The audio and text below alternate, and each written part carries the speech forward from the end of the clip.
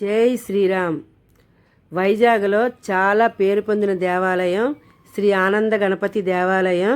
ఇక్కడ విఘ్నేశ్వరుడికి మరో పేరు కూడా ఉందండి. బెల్లం విఘ్నేశ్వరుడిగా పేరు పొందారు. వైజాగ్లో బెల్లం విఘ్నేశ్వర టెంపుల్ తెలియని వారు ఎవరు ఉండరు, దర్శనం చేసుకోకుండా కూడా ఉండరండి. ముఖ్యంగా పిల్లలు చదువు విషయంలో కానీ ఉద్యోగం విషయంలో కానీ గణపయ్యని మొక్కుకుంటే ఖచ్చితంగా జరుగుతాయండి. గణపయ్యకి ఇష్టమైన ప్రసాదం బెల్లము. ఆ బెల్లాన్ని నైవేద్యంగా పెడితే మనకు అనుకున్న కోరికలన్నీ అవుతాయి. నేనైతే దగ్గర 7-8 సంవత్సరాలు అవుతుందండి బెల్లం విఘ్నేశ్వర గుడికి వచ్చి. మా అక్క వాళ్ళు మనవడి విషయంలో మొక్కుకుంది. ఆ కారణం చేత మళ్ళీ ఇన్ని సంవత్సరాలకి గణపయ్య దర్శనం అయితే చాలా చక్కగా జరిగింది.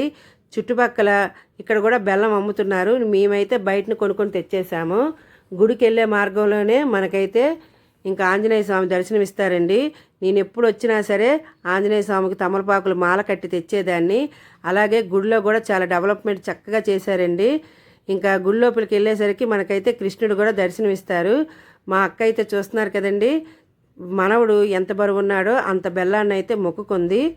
ఆ బంగారాన్ని తలమై పెట్టుకొని 3 ప్రదర్శనలు అయితే చెయ్యాలి. బెల్లాన్ని బంగారంతో పోలిస్తాం కదండి. స్వయంగా చంద్రుడే విఘ్నేశ్వరుని ప్రతిష్ఠించారని చెప్పబడుతుంది. ఇంకా ఈ గుడి అయితే మాత్రం సముద్ర తీర ప్రాంతంలో ఉందండి. అలాగే విఘ్నేశ్వరుడు తొండము ఏ గుడిలో చూసినా ఎడం వైపు ఉంటుంది, కానీ ఈ గుడిలో మాత్రం తొండము కుడివైపు ఉంటుందండి. చక్కగా స్వామి దర్శనం చక్కగా అవుతుంది. మంచిగా పూజలు చేస్తారండి. ప్రతి సంకటహార చతుర్దశి రోజు అయితే మాత్రం ప్రత్యేక పూజలు ఉంటాయి. ప్రతి బుధవారం కూడా స్వామివారికి కూడా ప్రత్యేక పూజలు చేస్తారండి. అలాగే బుధవారం అన్నదానం కూడా ఉంటుంది.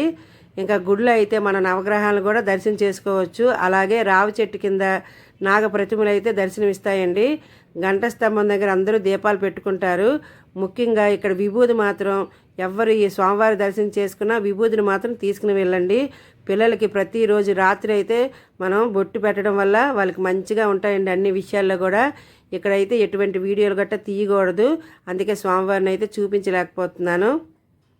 అలాగే గుడి లోపల మనకి శివలింగం ఉంటుంది. ఇంకా సూర్య భగవానుడు అమ్మవారు కూడా దర్శనమిస్తారు. ఇంకా కార్తీక మాసంలో కూడా పూజలు చాలా చక్కగా చేస్తారండి. రథసప్తమి రోజు కూడా సూర్య భగవానుడి పూజలు చక్కగా ఉంటాయి.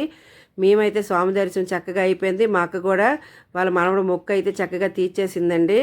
ఇంకా స్వామి ప్రసాదం తినేసి ఇంటికైతే బయలుదేరిపోయాము. ఈ వీడియో చూసిన ఎవరికైనా సరే మంచిగా అవ్వాలని మనస్ఫూర్తిగా కోరుకుంటున్నాను. ఆ గణపయ్య దీవులు అందరిపైన ఉండాలండి.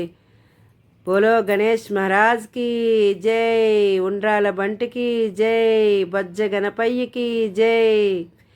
జై శ్రీరామ్.